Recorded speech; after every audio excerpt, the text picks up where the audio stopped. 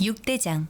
신선한 양지, 건강한 대파, 오래 끓인 사골 육수. 육개장 한 그릇에 온 힘을 다하니까 건강하다.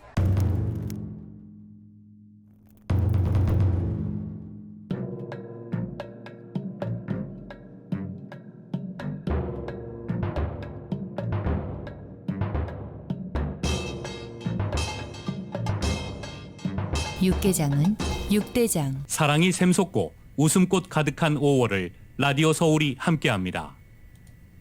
강혜신의 오늘의 미국.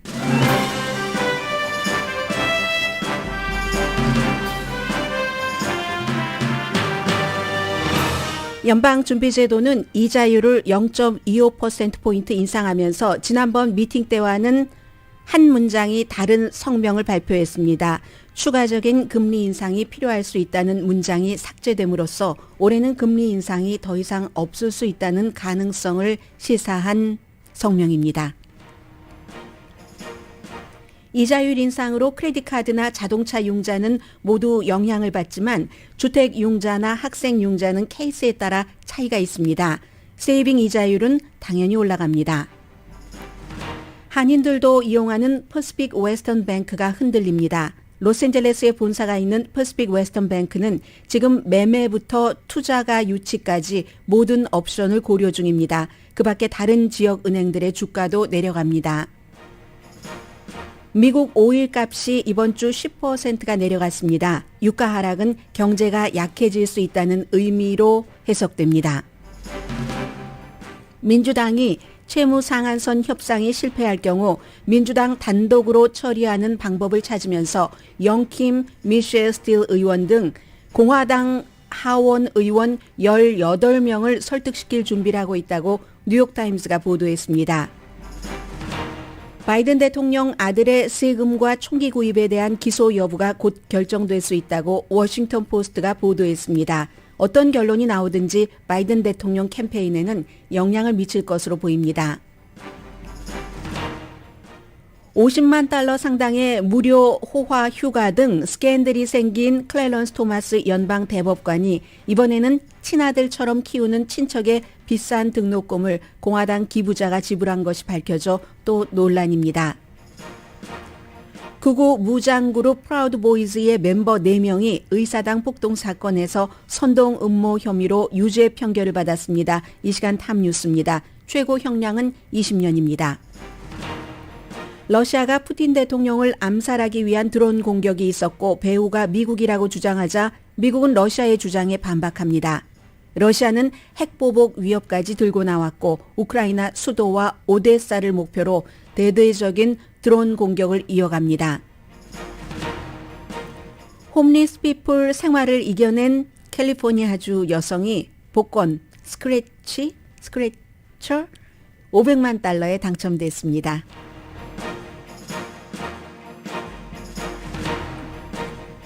여러분 안녕하십니까? 오늘의 미국 강혜신입니다. 제가 복권 이름을 잘 몰라서요. 이게 긁는다 하는 거니까 스크래처가 되겠죠? 그 내용은 잠시 뒤에 말씀드리고요. 제가 지금 웃을 때가 아닙니다. 우선 연준이 어제 이자율을 인상하고 그 이후에 여러 번 저희 라디오 서울 방송 뉴스가 있었기 때문에 간략하게만 요약을 해드리고 또 다른 지역 은행들의 위험 그리고 미국 사람들이 반 정도 거의 반입니다. 48%니까요. 갤럽의 여론조사 결과 내 돈은 안전한가 하는 것을 걱정한다고 하거든요. 오늘 앞부분에 이 같은 경제 뉴스부터 전해드립니다. 0.25%포인트 연방준비제도가 이자율을 올렸습니다. 올리면서 이게 마지막일 수도 있다 하는 올해에는요. 그런 가능성을 보였는데 다음 공개시장위원회 미팅은 6월 달에 있습니다. 추가적인 금리 인상이 필요할 수 있다. 이런 문장이 지난번에 이자율을 올릴 때는 그 성명에서 스테이트먼트에서 들어갔는데 이번에는 빠졌습니다. 대신에 모니터링은 하겠다. 모든 데이터를 전부 보면서 각종 그 요소를 고려하기 때문에 결국은 올릴 수도 있다 하는 얘기도 되지만 그러나 올릴 수도 있다는 금리 인상이 필요할 수도 있다는 문장 자체를 삭제해버렸기 때문에 전문가들은 이번으로 일단 중단인가 보다 이렇게 생각을 하고 있고 그러나 그것으로 만족할 수도 없고 그리고 또 여전히 애매모호하니까 늘 뭐 연준의 발표가 그렇죠. 그러니까 어제 이제 뭐 주식시장은 좀 많이 내려가긴 했는데 결국은 인플레이션 목표가 2%이기 때문에 지금 5% 정도 핵심 물가 지수는 또 5.6% 정도나 되니까 그 목표에 가려면 먼 것은 사실입니다. 아무리 14개월 동안 10번을 연속적으로 이자율을 인상해서 14개월 전에 거의 기준금리가 0%였던 것이 지금은 5%에서 5.25%로 올랐어도 그래서 그 사이에 주택 판매가 많이 줄어들었잖아요. 큰 돈, 아니 큰 물건 살 때는 큰 돈이 들어가고 큰 돈은 캐시 갖고 있는 것으로 다 할 수 없기 때문에 이자율이 높아지니까 페이먼트 부담도 걱정되고 해서 주택 판매도 많이 줄어든 부분이 있는데 어제 그리고 이제 또 연준 의장이 한 얘기 가운데 하나가 미국의 은행은 비록 이제 세 군데의 은행이 최근에 파산해서 뭐 다른 은행으로 넘어가고 이런 일이 있었음에도 불구하고 탄성이 있다. 은행계가 탄성이 있다고 얘기를 했습니다. 탄성이 있다고 얘기를 하면서도 동시에 이 세 군데 은행이 파산하고 가장 최근에 First Republic Bank는 JP 모건 체이스가 인수를 해서 여러 가지 그 과정이 있지만 어쨌든 이 같은 세 군데 은행의 파산이 올해 말부터 어떠한 그 경제를 위축시킬 수 있는 위험은 있다. 이 얘기는 했습니다. 그러면서도 다른 은행들 전반적으로는 미국 은행이 탄성이 있다 하는 얘기를 했고요. 이 세 군데 은행의 공통점이 뭐 KPMG 같은 그런 회계 회사 그 다운타운에 있는 그런 큰 세계적으로 그런 회사에서도 여러 가지를 분석을 하지만 결국은 공통적으로 투자한 곳이 이자율 변동에 따라서 위험해졌다 하는 거잖아요. 낮은 이자를 주는 장기 채권에 투자를 했는데 이자율이 계속 올라가니까 여기는 딱 그 결정돼 있는 기간이 결정돼 있는 정기 적금처럼 장기 투자기 때문에 수익은 낮아지고 예금에 대한 이자는 높여줘야 되잖아요. 그러니까 이제 이 같은 밸런스가 맞지 않아서 결국은 이렇게 생겼다 하는 건데 우선 기본적으로요. 늘 말씀드리지만 크레딧 카드에 대해서는 크레딧 카드는 뭐 이 연방준비제도의 이자율과 직접 영향이 있기 때문에 보통 한 번 사이클, 두 번 사이클 지나면은 영향을 받습니다. 지난해에는 평균 지난해 3월을 기준으로 하면 이자율을 올리기 전에 크레딧 카드 이자율이 16%였는데 4월 26일을 기준으로 20%이고요. 자동차 융자는 5년 만기 채권을 기준으로 하는데 연준의 영향도 받지만 자동차는 연준의 영향 플러스 개인의 크레딧이 어떻게 되는지 어떤 종류의 차종을 사는지 뭐 자동차 뭐 융자 기간이라든가 그런 것들. 그래서 평균 지금 자동차를 살 때의 이자율은 새 차가 3월 달에 7%였거든요. 6개월 전보다 1%포인트 올랐습니다. 이것도 좀 영향을 받겠죠. 학생 융자는 또 갈려집니다. 지금까지는 어떤 타입이냐에 따라서 달라지는데 현재는 대출자가 정부의 고정 이자율을 갖고 있기 때문에 현재 이미 대출한 사람은 영향을 받지 않습니다. 그런데 이제 7월이 되면은 새로운 그 학자금 융자를 하고 그럴 경우는 아마 4.99% 정도 되지 않을까. 1년 전에는 3.73%였답니다. 사립학교는 더 이게 이자율이 높아질 수 있고요. 모기지는 당연하게 30년 고정 모기지는 변동이 없지만 이제 보통 뭐 10년 만기로 국채 그 수익과 관련이 있으니까요. 그렇지만 이제 변동이라든가 라인 오브 크레딧이라든가 이런 것은 전부 영향을 받죠. 그리고 이제 모기지 이자율도 지난주에 64%, 11월 달에 7% 넘었고요. 2월 달에 6%로 내려갔다가 다시 지난주에 6.4%로 올라갔습니다. 지난해 한 해 전에 같은 주에는 5.1%였는데 6.4%가 된 거고요.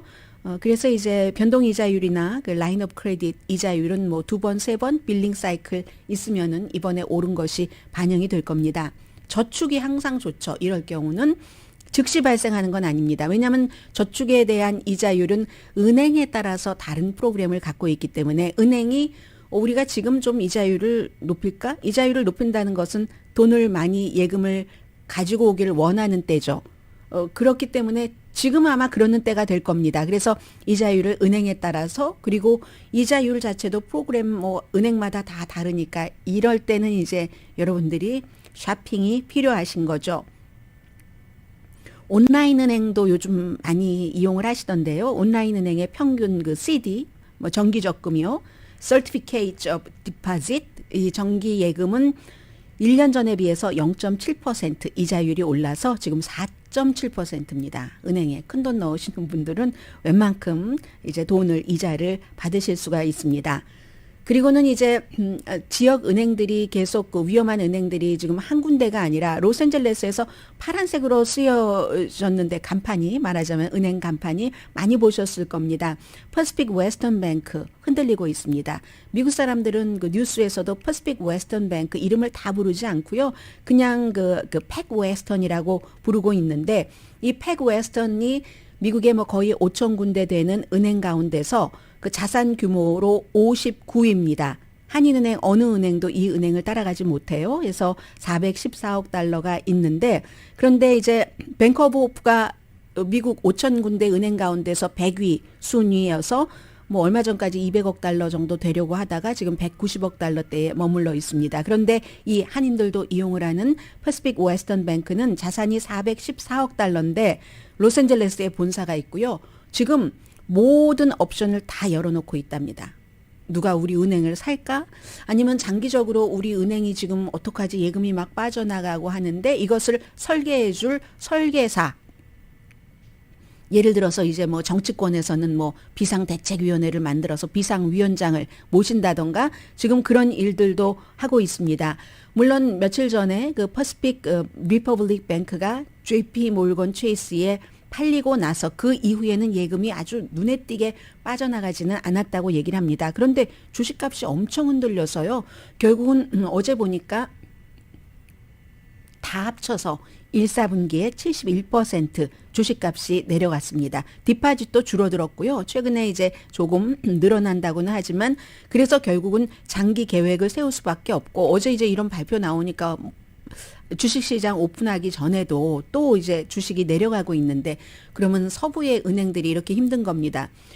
실리콘밸리 뱅크도 본사가 샌프란시스코에 있고 퍼스트 리퍼블릭 뱅크도 본사가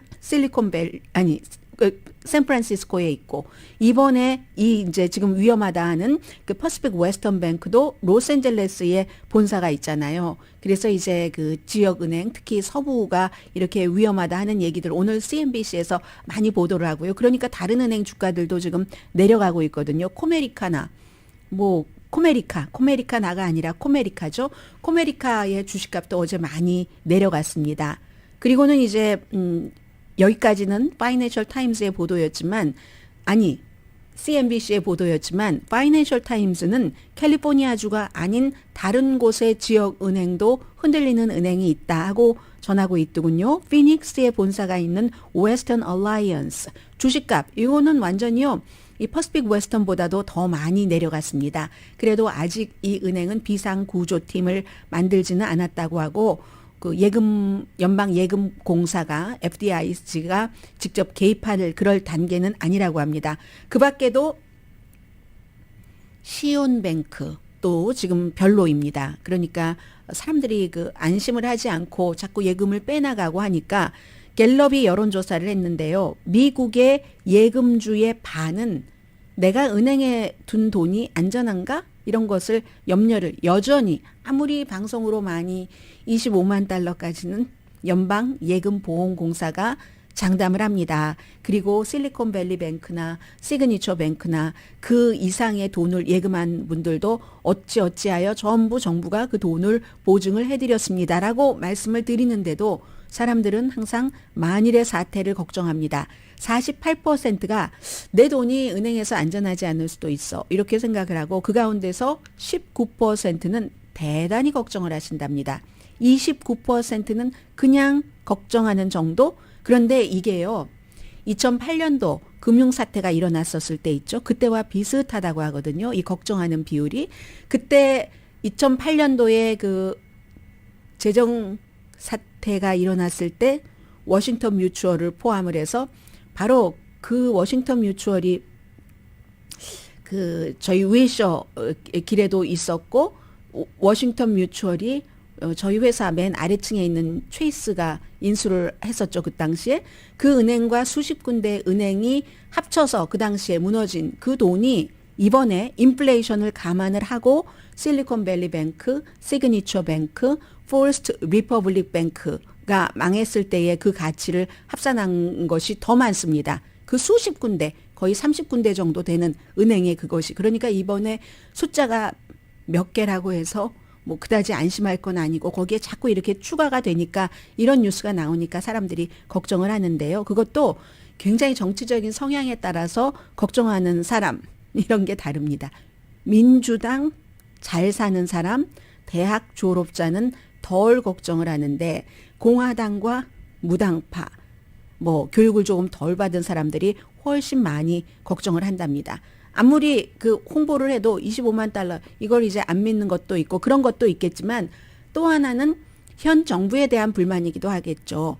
뭔가 지금 잘못하고 있어. 경제를 정말 잘 못하고 있네 하는 것에 대한 불안감에 뭐 나중에 큰일 나면 어떡할까 하고 걱정하시는 분들이 많다고 하는데 미국이라는 정부가 세상에서 가장 경제 규모가 큰 나라인데 이미 약속을 했었던 25만 달러를 안 줄 리는 없잖아요. 지금까지 그런 적이 없습니다. 딱 한 군데 뭐 빼놓고는 그런 적이 없기 때문에 그 점은 안심을 하셔도 될 것 같습니다.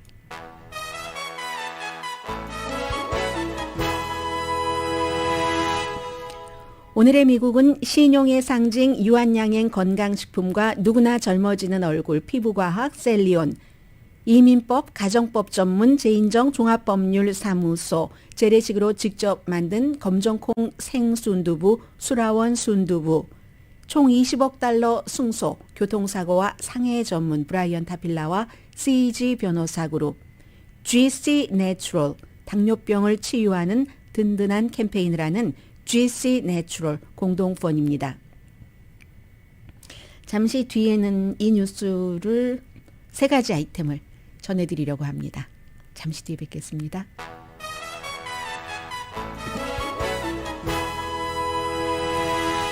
라디오 서울 방송 오늘의 미국 듣고 계십니다. 미국 사람들이 이제 뭐 여러 정부 기구 또 정치인에 대한 신뢰가 내려가는 것은 뭐 늘 있는 일이기는 한데 연방대법원이 가장 그 신뢰받는 기구였는데 요즘 계속 내려가고 있잖아요. 이런 이유들 때문에 그렇습니다.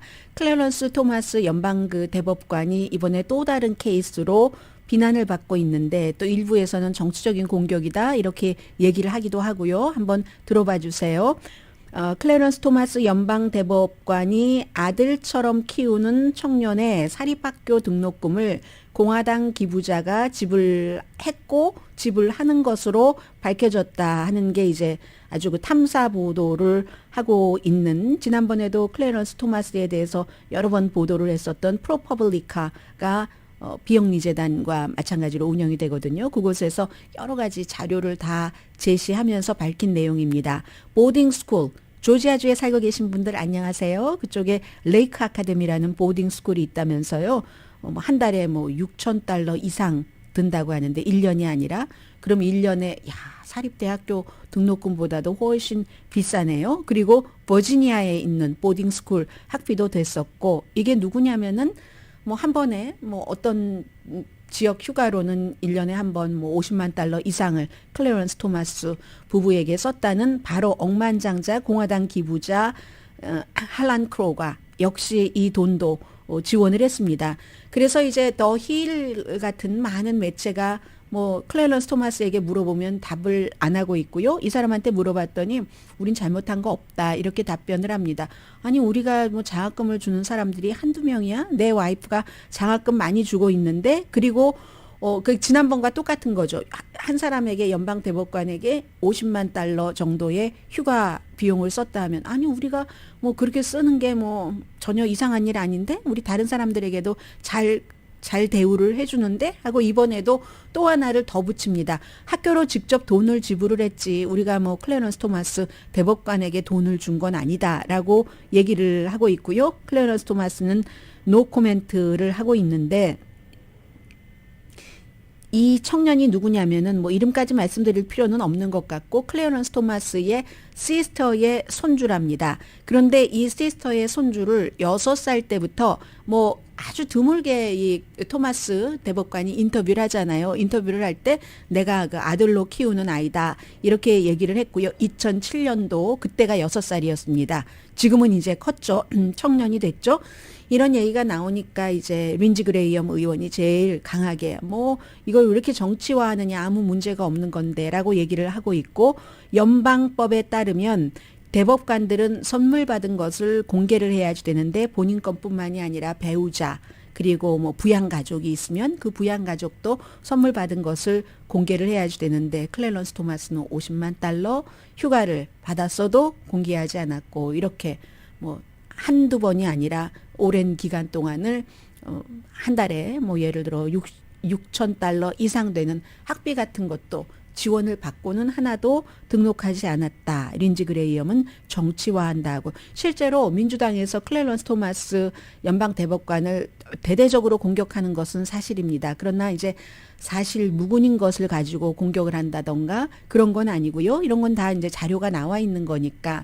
그러니까 연방 대법원에 대해서는 특히 공화당은 만족도가 높겠죠. 요즘에 여러 가지를 총기, 종교, 선거법에 대해서도 그리고 또 그 투표권에 대해서도 공화당이 원하는 쪽으로 많이 판결을 내려주기 때문에 그러나 민주당이나 무당파의 연방 대법관에 대한 신뢰도는 굉장히 떨어지고 있고요. 이 일이 구체적으로 시작된 것은 오바마 시대에 현재 법무장관인 메리 갈란드를 연방 그 대법관으로 놓으려고 했었을 때 공석이었을 때 그걸 만나주지조차 안 하고 공화당이 다수당이었어요. 그렇게 해서 결국은 얼만큼을 공석으로 해놓고 나중에 이제 그 공화당 트럼프가 그 자리를 채웠죠. 그때부터 이제 민주당은 좀 불만이 그 생겼었고 뭐 그런저런 일로 그리고는 이제 클래런스 토마스 그리고 최근에 뭐 낙태라든가 이런 것에 대한 판결 때문에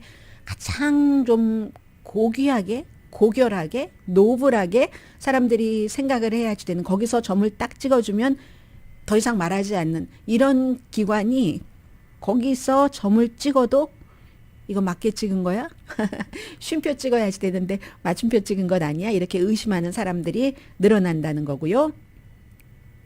오늘 워싱턴 포스트가 바이든 대통령의 아들 헌터 바이든 기소 여부 결정이 다가왔다. 물론 이게 지금 최종적으로 몇 월 며칠에 기소 여부를 발표한다라고 한 것이 아니기 때문에 바뀔 수도 있지만 아주 그 정치적인 냄새 잘 맞는 워싱턴 포스트가 이렇게 보도를 하니까 지금 일단의 분위기는 그런 것 같습니다. 두 가지 이슈인데 하나는 세금, 본인이 예전에 뭐 사업하고 하면서 번 돈을 전부 다 신고했는가 그렇지 않았는가. 그건 이제 하나는 경범에 속하는 게 있고 하나는 경범에 속하지 않는 것도 있다고 하고요.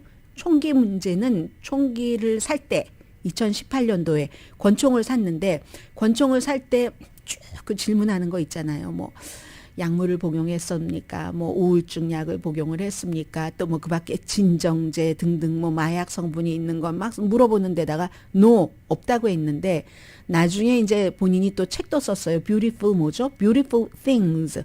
Beautiful Mind가 아니라 Beautiful Things를 썼는데 이 책에서도 어떤 때는 내가 본인이 이 바이든 대통령의 아들은 알코올에 중독된 적도 있었고 마약에 중독된 적도 있었고 이걸 본인도 시인을 하고 이건 누구나 다 아는 사실입니다. 미국의 많은 아들, 딸들이 겪고 있는 그런 문제이기도 하고 그래서 나중에 이 책에서도 Beautiful Things라는 책에서도 2018년도라고 그때 연도수를 딱 적었는지 모르겠어요. 본인이 이렇게 마약에 쩔어서 어떤 때는 15분에 한 번 했어야지 될 때도 있었다 했는데 2018년도에 그는 그 마약을 사용을 했는데 총을 살 때는 안 했다. 그래서 이제 이런 것을 가지고 기소하는 것은 흔치는 않는 일이랍니다. 워싱턴 포스트의 보도에 따르면 흔치는 않은 일이지만 또 아주 없는 것도 아니라는 거예요. 이번처럼 이건 이제 대통령의 아들이라서도 중요하지만 이 케이스를 지금 4년을 질질 끌면서 조사를 하는 겁니다.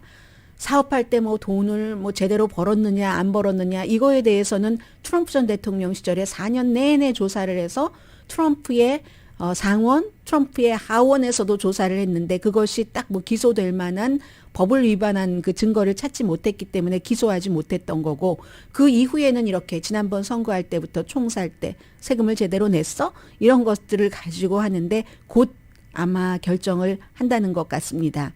그런데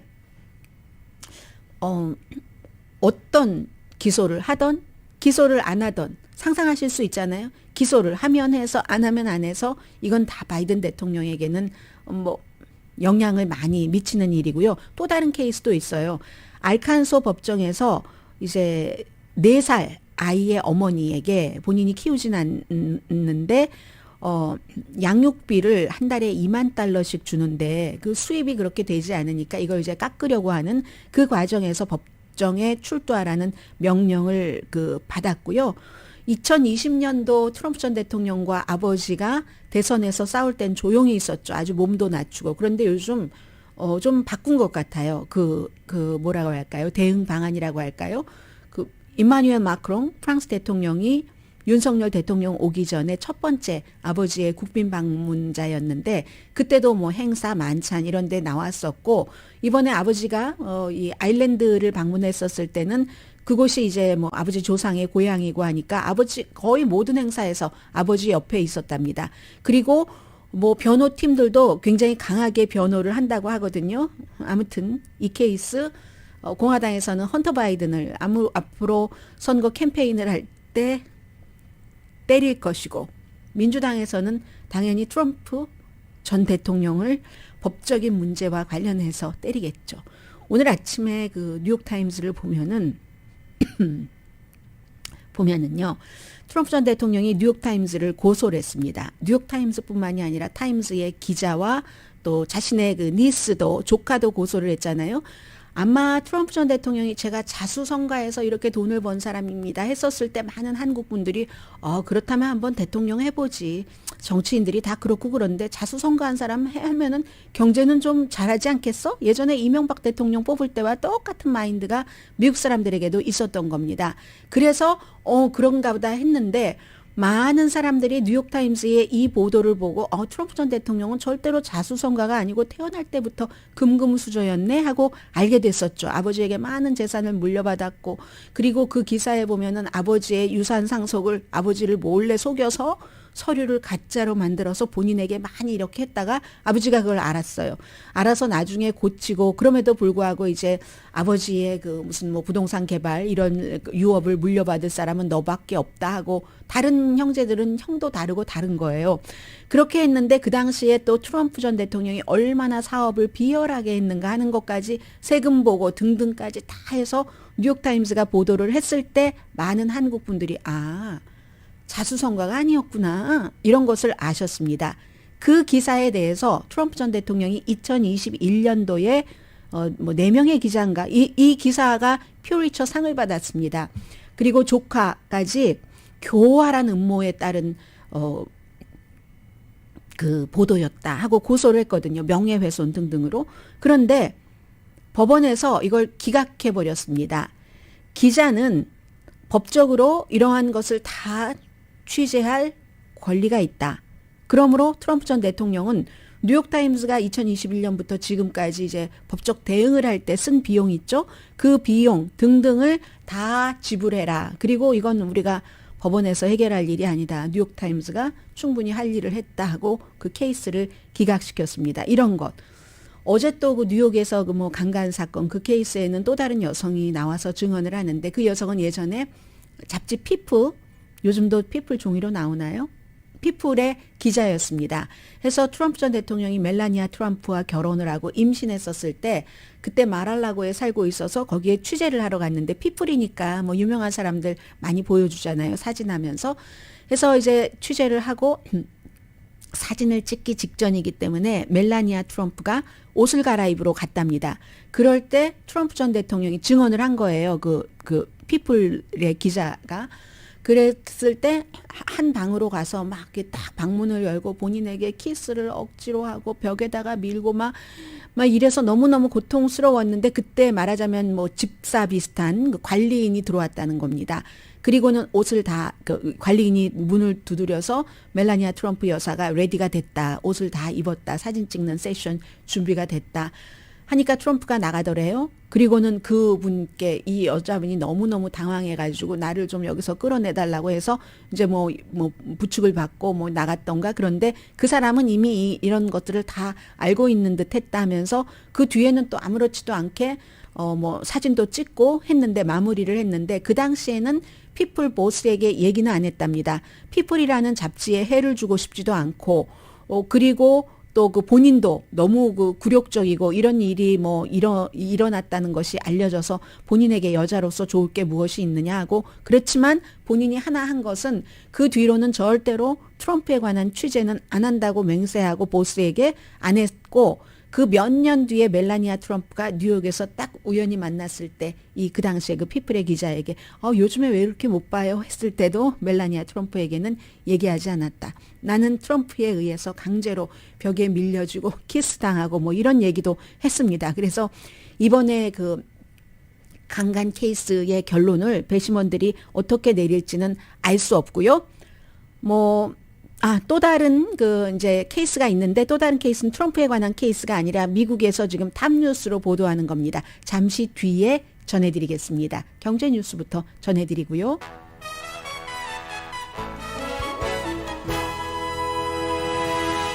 라디오 서울 방송 오늘의 미국 듣고 계십니다. 5일부터 말씀드릴까요? 이번 주에 10% 이상 미국에서 내려갔습니다. 이 서부 그 텍사스유가요. 수요일 하루에 4%가 내려갔고 해서 배럴당 뭐 $69 조금 아래에 거래가 됐고 한 주일 전체적으로는 오늘 목요일인데 10%가 내려갔는데 결국은 세계 경제에 대해서 우려한다는 겁니다. 오일값이 내려간다는 것은 별로 수요가 많지 않겠구나 하는 것을 짐작을 하는 거고 오일 자체가 항상 세계의 경제를 재는 그 척도입니다. 큰 변화는 이렇게 뭐 한 주일에 10%나 내려가고 하는 큰 변화는 투자가들 마음과 투자가들이 지금 딱 보고 있는 어떠한 것에 변화가 있다던가 확증이 있다든가 하는 것을 알 수가 있습니다. 그 확증이라는 것은 경제가 약해질 수 있겠다. 왜냐하면 중국이 코비드-19 그 지나고 나서 그 뒤에 뭐 회복을 하고는 있는데 좀 미적지근한 회복이라고 할까요? 강력한 회복이 아니기 때문에 그렇고 미국도 뭐 그다지 좋은 편은 아니잖아요. 그래서 이제 미국 성장도 별로다. 내려가는 추세니까요. 1, 4분기에 국내 총생산 GDP가 1.1%, 4, 4분기에 2.6%, 3, 4분기에 3.2% 이렇게 계속 거꾸로 보면 내려가고 있기 때문에 그래서 이제 그런 척도로 보고 있고요. 그리고 이 뉴스는 사람이 이래서 참 관계가 그렇습니다. 사실은 제가 짧게 전해드릴 내용인데 뉴욕타임스 기사의 길이는 아주 길었습니다. 그리고 사진은 딱 한 장 찍었는데 그 한 장의 중앙에는 영킴 의원이 있었습니다. 민주당이 공화당이 원하는 정책 변경이라든가 지출 삭감 없이 채무 상한선 올리기를 하고 싶어 하는데 이 debt ceiling이라고도 하고 debt 리밋이라고도 하잖아요. 그렇게 해서 이제 매년 뭐 돈이 다 없으니까 돈을 좀 빚을 내서 이렇게 쓰고 하는 것이 이걸 이제 그 상한선을 올려줘야지 매년 쓰는 그 규모는 늘어나니까. 그런데 그러려면 올려주기는 할 텐데 이것도 줄이고 저것도 줄이고 다 줄여 하니까 그러니까 민주당에서 지금 생각을 해보는 거예요. 그 방법이 있답니다. 의회의 절차에는 여러 가지 또 빠져나갈 수 있는 또 새롭게 추구할 수 있는 길이 있기 때문에 그 추구할 수 있는 길 가운데 하나가 하원에서는 과반수 이상을 받으면 또 뭐 어떻게 될 수 있는 방법이 있대요. 그래서 민주당 표와 전원이 찬성을 하고 당연히 그리고 5표 공화당이 있으면은 이게 공화당 나머지 상관없이 이걸 통과시킬 수 있다는 겁니다. 적어도 하원에서는. 그럼 뭐 상원은 또 민주당이 다수당이니까 그리고 돈 같은 것은 하원이 항상 그래서 강합니다. 그런데 그러면 5명을 여러 가지 방안을 생각하고 있는 것 가운데 하나예요. 5명을 누구로 하지? 하고 딱 이렇게 보고 있어야 되잖아요. 18명이 후보에 올랐습니다. 그런데 이 18명은 전부 바이든 대통령이 이겼던 주, 이겼던 지역구, 그렇지 않으면 본인을 당과 상관없이 해결사라고 생각하는 사람, 공화당 중에서 온건한 의원 이런 사람들이거든요. 뉴욕에 대해서 지난번에 말씀드렸는데 뉴욕이 하도 그 범죄가 많으니까 대도시니까 범죄가 많은데도 민주당 의원들이 범죄에 막 포커스를 두지 않으니까 공화당이 범죄에 포커스를 두면서 거기서 초선 의원이 막 6명이 나오고 뭐 민주당 표를 가져가고 이랬기 때문에 이번에 하원이 민주당이 다수당이 되지 못했다. 이런 보도를 여러분께 해드린 적이 있습니다. 그래서 공화당 초선 의원 6명 뉴욕주에서 그리고 이제 캘리포니아주로 오는 겁니다. 캘리포니아주로 오면은 캘리포니아 초선은 아니지만 영킴 의원 같은 경우, 미셸 스틸 의원도 그렇고, 이 의원들은, 그러니까 민주당 성향이거나 미셸 스틸 의원과 영킴 의원은 약간 다르죠. 물론 이번에 윤석열 대통령이 왔을 때 두 사람 다 공화당이지만 당연히 코리안 아메리칸이니까 초대받아서 다른 2명의 민주당 그 연방 하원 의원들과 같이 백악관에 갔고 또 미셸 스틸 의원은 그 한복까지 입고 갔던데요. 눈에 확 띄던데요. 그랬는데 그렇기는 하지만 그 지역구 자체가 뭐 45지구 그쪽도 뭐 풀루턴, 로스카이오리스 그 주변까지도 전부 그 미셸 스틸 의원의 지역구잖아요. 그런 데서 아주 완벽한 공화당이라기보다는 바이든을 지지하는 세력이 강하기 때문에 이 캘리포니아주에서는 4명이 목표인데 그 4명 가운데 2명이 영킴 의원과 미셸 스틸 의원인 겁니다. 뉴욕타임즈에 따르면. 그리고 이제 나머지 의원은 전에 한 사람 공화당이면서도 트럼프 전 대통령에게 뭐 탄핵에 찬성표를 던졌다거나 아니면 또 한 사람은 공화당 의원인데 정말 아슬아슬하게 당선된. 그러면은 그런 경우는 또다시 당선되고 하려면은 이게 민주당이든 누구든 다 이렇게 좀 이렇게 분위기를 공화당 쪽에서도 그렇고 더 확실하게 받아놔야 되잖아요. 그런 사람들을 지금 굉장히 분석하고 있다. 이런 얘기들을 하고 있습니다. 그리하여 사진 딱 한 장 썼는데 영킴 의원이 가운데 여러 의원들이 있는데 의사당에서 영킴 의원 막 박수 받고 하는 초창기에 찍었던 사진인 것 같아요. 그런 사진이 실렸습니다. 그리고는 이제 프라우드 보이즈에 대해서 좀 말씀드리겠는데 오늘 이 시간 미국의 탑 뉴스입니다. 일반인들은 재미없다고 생각할지도 모르지만 뉴스에서는 또 역사의 사이클에서는 가장 중요한 이슈일 수 있습니다. 미국이 이제 민주주의의 기수와 같은 그런 나라이기 때문에 극우 프라우드 보이즈 멤버 4명, 프라우드 보이즈에게 극우라는 증거가 없다 이렇게 얘기하시는 분들도 계세요. 간혹 들어보면은. 근데 항상 무장하고 그리고 또 게다 대고 대단한 인종차별주의, 남자여야지만 돼요. 백인 남자, 막 몸에는 칼, 총, 뭐 한두 개가 아니라 그냥 온몸을 다 무기로 덮고, 그리고 실제로 그 무기를 사용을 했잖아요. 의사당에서. 그런 사람, 그 프라우드 보이스의 말하자면 대장 비슷한 사람과 나머지 3사람이 미국의 헌법 집행을 막으려고 시도했고, 정부를 전복시키려고 했고, 이러한 혐의, 그게 이제 선동 음모 혐의랍니다. 그 선동 음모 혐의에 대해서 유죄를 판결을 받았거든요. 근데 선동 음모 혐의라는 게 남북전쟁 이후에 아주 드물게 적용이 됐다고 하거든요. 이런 일들이 일어날 일이 거의 없었잖아요. 미국에서. 그래서 이제 이 4명. 그런데 한 명은 이게 모든 배심원들이 다 일치해야지 되는데 한 명에 대해서는 전원 일치가 없었기 때문에 그 사람은 빠지고 그러면 이 3사람은 과연 미국에서 정부를 전복하려고 시도했거나 무기를 사용해서 미국 헌법 집행을 막으려고 시도한 혐의에 대해서는 형량이 어떻게 되느냐. 최고 20년 징역까지 처해질 수 있다는 겁니다. 4개월 동안 재판한 결과입니다. 그리고 뭐 프라우드 보이즈 말고도 뭐 오스키폴스 또 다른 극우 그룹도 지금 유죄 많이 받았었잖아요. 아무튼 그런 것이고 당연히 트럼프 전 대통령 편이니까 가서 무장을 하고 그렇게 한 것이고 트럼프 전 대통령도 그들에게 이런 얘기도 했습니다. 일단 어떤 때는 그 스탠드 백 뒤로 좀 물러섰다가 그리고 스탠드 바이 다시 이제 뭐 해라 뭐 이런 얘기를 그날 했었던가요? 그 의사당 폭동 사건 때 스탠드 백 앤 스탠드 바이라고. 그런데 이제 미국 전체적으로는 재판부에서는 이 사람들이 국가에 위험한 행위를 했다고 보는 거죠. 그러나 터커 칼슨 같은 사람은 아주 유유자적히 걸어 다니던 관광객이었다. 트럼프 전 대통령은 내가 대통령이 되면 다 사면해 버리겠다. 뭐 이런 얘기를 하고 있습니다. 잠시 뒤에 또 다른 미국의 탑 뉴스 전합니다.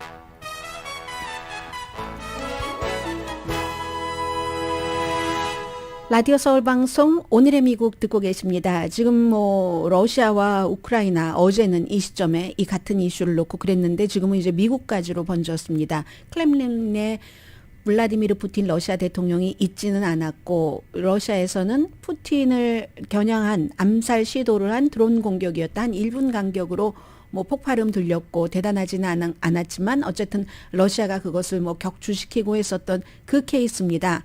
오늘 이제 미국이 러시아가 이거 배후에 미국이 있다라고 하니까 어제까지만 하더라도 우크라이나의 소행이다 했고 우크라이나의 젤렌스키 대통령은 우리는 아니다라고 얘기를 했는데 존 커비 그 미국의 국가안보위원회의 대변인이 미국은 그런 일을 한 적도 없고 미국은 우크라이나 밖에서 어떤 공격을 하라고 부추긴 적이 없다. 그 이후에도 클렘린은 이거는 테러 공격이다라고 얘기를 하고 있습니다.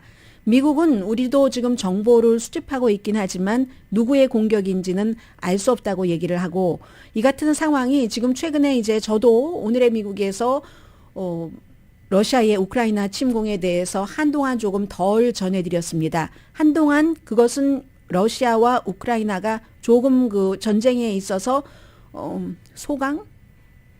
그런 정도였었기 때문에 그랬는데 최근에 다시 굉장히 강력한 공격을 하고 있거든요. 러시아가 우크라이나에 대해서.